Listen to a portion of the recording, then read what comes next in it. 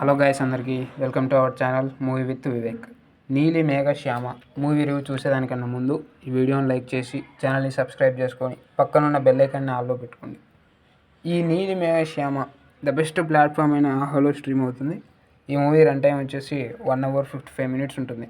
ఇక ఈ మూవీ యొక్క ప్లాట్ లైన్ ఏంటంటే, మన హీరో పేరు శ్యామ్, హీరోయిన్ పేరు మేఘ. శ్యామ్ని వాళ్ళ నాన్న నీకెప్పుడు జ్ఞానోదయం కలుగుతుందో ఏంటో అని తిడుతూ ఉంటాడు.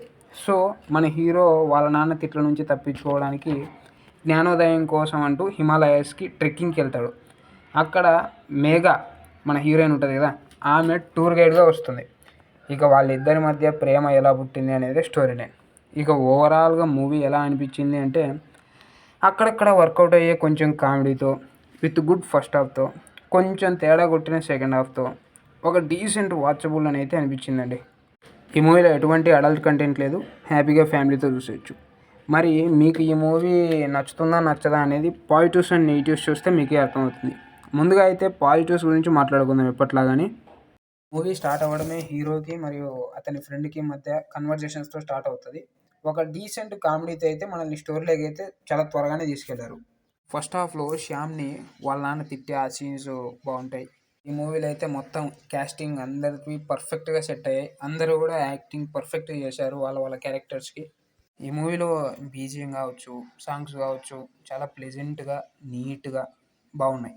మొత్తానికి ఈ మూవీ యొక్క ఫస్ట్ హాఫ్ అయితే ఒక మంచి ఇంప్రెషన్ అయితే క్రియేట్ చేస్తుంది మనకు. బాగుందిరా మూవీ అన్న ఇంప్రెషన్ అయితే ఫస్ట్ హాఫ్లోనే క్రియేట్ అవుతుంది మనకు. ఇక ఈ మూవీ యొక్క నెగిటివ్స్ ఏంట్రా అంటే, మనకు ఫస్ట్ హాఫ్లోనే స్టోరీ మొత్తం అయిపోతుంది, అక్కడ ఇంకేం ఉండదు. అయినా సరే సెకండ్ హాఫ్ కోసం అదే పనిగా డ్రాగ్ చేశారన్న ఫీలింగ్ అయితే వచ్చింది. అంతేకాక ఈ మూవీ యొక్క క్లైమాక్స్ వచ్చేసి ఒక రొటీన్ క్లైమాక్స్. రెగ్యులర్గా మనం ఎటువంటి లవ్ స్టోరీలలో చూస్తామో క్లైమాక్స్లు, సేమ్ అదే క్లైమాక్స్ ఇక్కడ కూడా రిపీట్ చేశారు. మొత్తం మీద ఈ మూవీ యొక్క రేటింగ్ వచ్చేసి ఇది నా వరకు 2.5/5.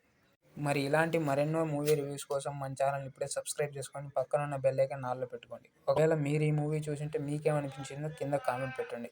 Thank you all. జై హింద్.